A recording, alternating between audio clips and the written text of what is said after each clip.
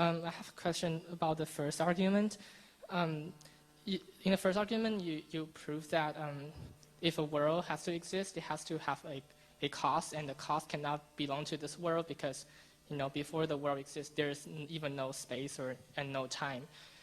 But I was wondering, since we can probably argue that causality itself is time-dependent, because if there's no temporal relationship, how does one thing cause the other? So before the universe even exists, there's no time. So does causality actually apply at the time when the universe began to exist or before the universe? Because, well, technically, you can't even say before the universe because before, there is no time. Right, that's not a problem. I don't think that God existed before the universe in a temporal sense. God is not chronologically prior to the universe, but I would say he's causally prior to the universe.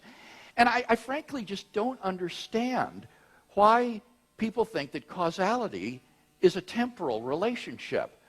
For example, philosophers talk all the time about cases of simultaneous causation, where the cause and effect occur at the same moment of time.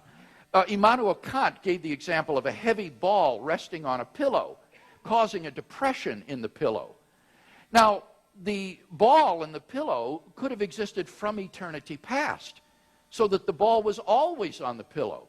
But clearly, the depression in the pillow is caused by the heavy balls resting on it. The roundness of the ball is not caused by the depression in the cushion. So it's simply not true that the cause has to exist temporally prior to the effect. They can be simultaneous with each other.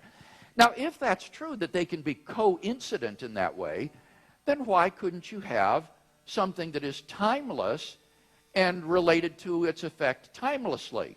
For example, God could be thinking of the number 1, and therefore the number 1 would exist and would be caused by God. God could maintain mathematical objects in existence by timelessly thinking them. So I just don't see any argument for thinking that cause and effect is a temporal relationship.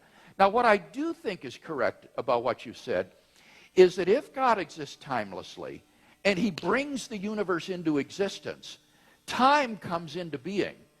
And because God is causally related to the universe, God now stands in a relationship in which he did not stand before. And therefore there has happened a change.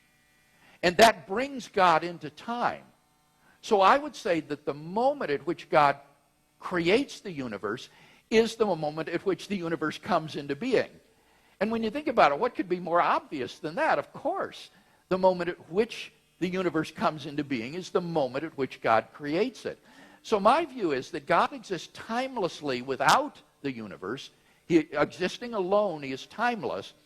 And that with the creation of the universe, God enters into time in virtue of his real relationship with a temporal effect. And it seems to me that that is a coherent and plausible account of God's relationship to time. If you're interested in reading more about this very mind-expanding subject, look at my book called Time and Eternity, which is a discussion of God's relationship to time.